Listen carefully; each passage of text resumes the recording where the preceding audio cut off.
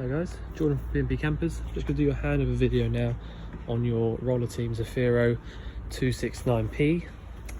So if we start on the near side, to the passenger side, you'll notice at the back here we've got these two vents. So they're the fridge vents for your van. So basically, if you've got the fridge lit up on gas, you'll be able to hear it through the bottom vent just here. Normally you'd be able to feel a little bit of heat coming out from the top vent, but because this one's so high up, one, you can't really reach it, but also it's a large vent, so you can't really feel the heat. So you'll be able to hear it from down here. I will obviously show you how to use it on the inside anyway, but you can just double check that by putting your ear to it. Next to that, you've got the actual hookup point. So if you're at home or on your campsite, that's where your hookup cable goes into. Gas locker, you've got space for two 13-kilo propane bottles in here as a maximum. But you could fit a couple of 6 kilos or whatever you want. Although you've got this single gas low refillable gas bottle in here. So basically what that means is you can actually refill it totally from scratch, or from empty, at a petrol station, or wherever you can find an LPG filling station. They are really good for going abroad. Obviously there are plenty of places in the UK that you can get it from as well, but brilliant for all sorts really. But that's all there, already all fitted. Literally just pop it on there when you're at your petrol station and fill up, and then all you need to do to actually turn the bottle on is go anti-clockwise like this to turn the bottle on. I've got a few things lit inside there, so I'm not going to turn it off as well, but there you go, that's just how you can do that.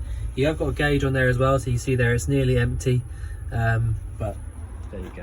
You've still got plenty of gas in that for now, but that's it.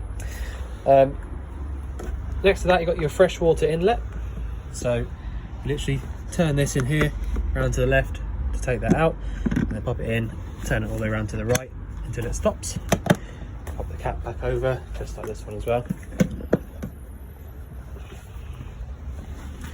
The diesel filling point is just down here on the near side as well, and you need your ignition key to get that open.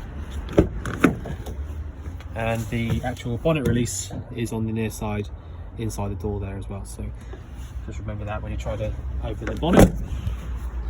So if we actually have a look under the bonnet now, on the left hand side here you've got all of your fluidy bits really. So you've got the washer fluid, top left hand side, power steering fluid just below that, your coolant sits down here at the front, and your brake fluid is just up here. Engine oil goes in through this top cap here, and your engine oil dipstick is just down here with the red top. Over on the right hand side is everything sort of battery related really. So if you want to jump start the van, you need to open up this little cap just here. Your positive for the jump start is this prong here, and your negative is this one here at the front. So it does stay there only for jump start. So if you want to jump start the van, it's there and there. Reason for that is that the engine battery in this van sits under the floor in the cab area. So if you want to do that, that's where you need to go. So yeah, let me just jump in the actual cab now, just so we can show you around. I don't want to make it too messy because it's really clean in here. Right, so you've got a single din Blaupunk head unit.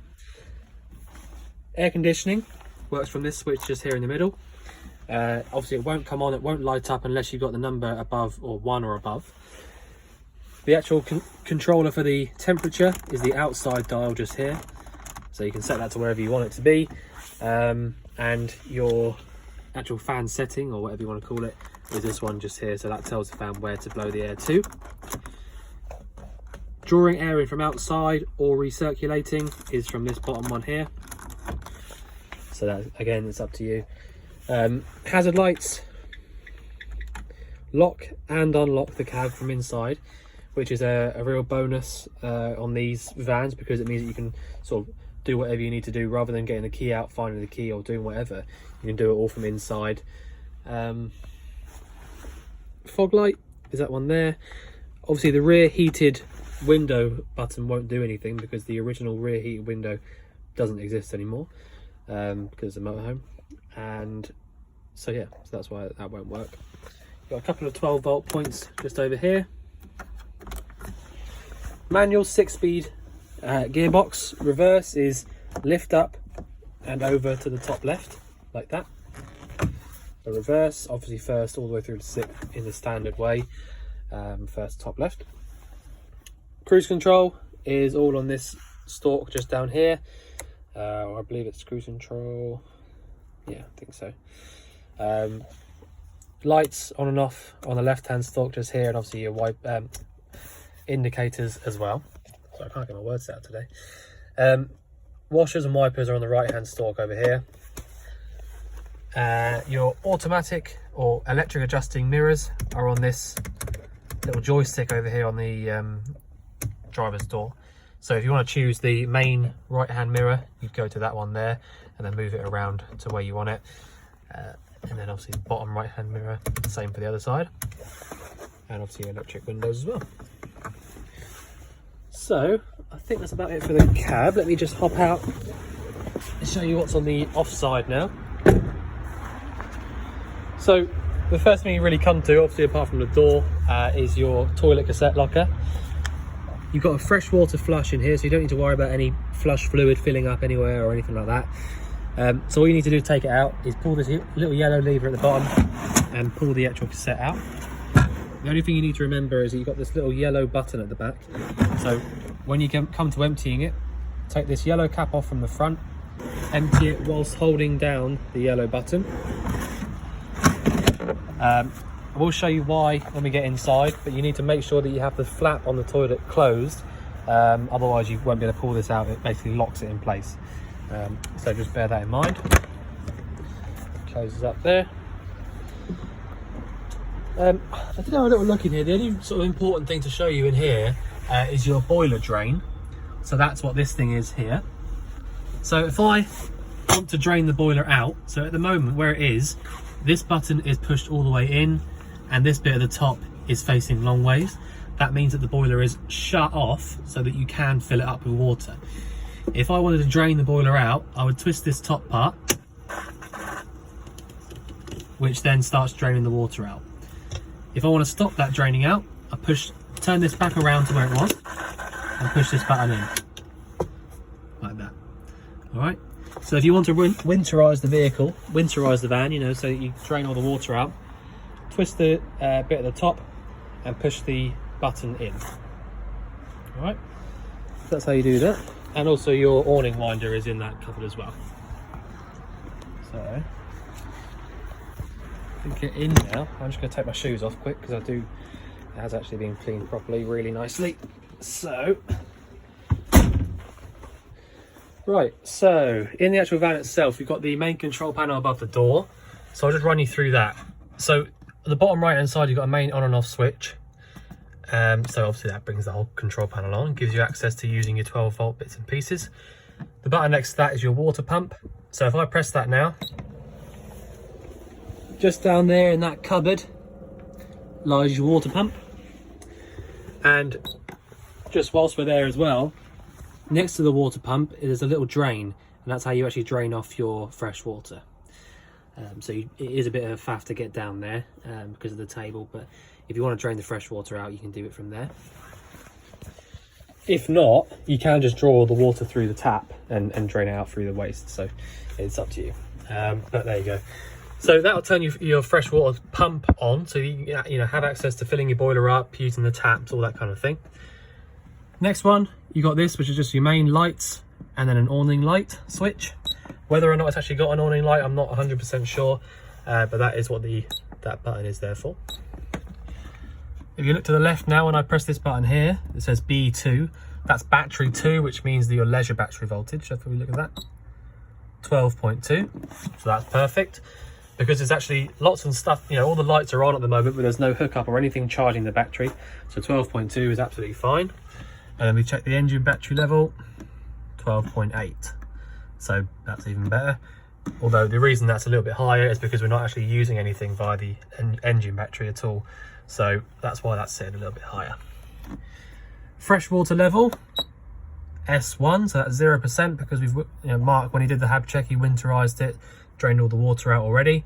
Press it again, R1, it's actually wastewater. and the R2 one doesn't really mean anything at all. So S1 is freshwater, R1 is wastewater, and then you've also got temperature.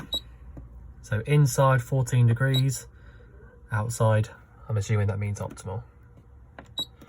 So that's all of the control panel parts. Not really much else to show you on there, I don't think. The first thing you want to do if you want to come into the van and start using the hot water and things like that is you want to turn your control panel on and switch the pump on. Now this obviously isn't going to work because I haven't got any water in the van, but this is what you want to do. If you want to use the boiler for your hot water, you basically want to, like I just said, turn the control panel on and the pump. Turn this to the left and just pull the water through. All right. If the water's coming through like this and not very powerful and there's lots of air and all that kind of stuff, which it will do for the first time you fill this up, because we've got the boiler empty at the moment, you basically have to fill the boiler up before you can start getting water through here. Now, if you don't fill the boiler up with water before you try and light it up and try to heat the water up, then basically you'll sort of burn it out because there's nothing in there to heat up. So it's really important to do this. Pump on, come here, pour the water through here, hot and then cold. On the hot until you start seeing it coming through nice and clear without any air pockets and stuff like that. Once you've done that, you're good to go with all the boiler bits and pieces and pretty much everything, but that is just something you do need to do first. The hob, you do need a igniter or some sort of a lighter to light these up. Reason being that there is no ignition for them at all. They just don't come with them. A lot of the German and bursters and things like that are the same. So yeah, you need a lighter for all those. You have got a little thermocouple or a flame failure device on all of these. So what that means is basically if you lit any of these up at any time and the flame gets blown out without you turning the dial off, the thermocouple or the flame failure device will stop any gas or any excess gas coming through unburnt. So after about 10 seconds or so, it will shut the gas off to that individual burner. So they've all been checked as part of the HAB check. Every single gas appliance in this entire van has got one of those as well. Covered underneath there is just storage, although you have got, I don't know if you can see it, but that down there is the back of your hookup inlet, and there is an RCD, sort of like a trip switch on it. So if you find that you plug that in and nothing works on your 240 volt, then have a little look in there, make sure that's in the upright position before you start looking at anything else. In the lower locker, you've got these three here, which are your gas isolator valves. So the top one's for the boiler, middle one's for the oven and grill, bottom one's for the fridge. So if you thought you had an individual issue, then you can isolate them all from there if you want to. You don't need to do that every time you get out of the van though. If you turn the gas bottle off in the locker before you start driving, which you should always do, then you don't need to do any of that. That's fine. The fridge itself is really easy to use. I've got it lit up on gas at the moment, and you can see that because there's a little tiny green light inside that on switch. So that green light, it's not just for gas, but it just means that the fridge is on. So if I just show you how to do this, click that button there, comes up straight away with a gas symbol and what power it's set at. So you can leave it at maximum all the time, it doesn't really make a huge difference. But there you go, unless you sort of have a little flip through. Once it's up peak temperature, if you think that it's a bit too cold, then you can obviously turn it down. But to do that, click on this button once and then push and hold. The gas symbol starts flashing, so that's where I can flip through with this and choose my different ways of using the fridge. So that's gas, that's hookup, and that's 12 volt. So I'll leave it on gas for a minute, so I'll just click that once again, and it'll come up to this side. So then I can click through and choose the temperature. I want to leave it on maximum, and that's it. So you press it again and make sure it stays on like that. It will light back up, and you get the green light again. So that's how you use it. The way to actually get the fridge cold and use the actual fridge overall is to either get it cold first, either via the gas or the mains hookup, if you have a hookup plugged in, obviously. Once you've done that, you can then switch it over to the 12 volt, which you can only use when your engine's running. So basically the idea is get the fridge cold first, perhaps the night before you go away, or 3-4 hours before you go away at least, and then switch it over to 12 volt just before you leave. when you get to where you're going, or when you finish driving, switch it back over to one of the other two. And that's the way to use these fridges. So it's pretty straightforward. Once you got the hang of it, it is easy. But you know, but there you go. That's the fridge. The oven/grill, again, is super easy.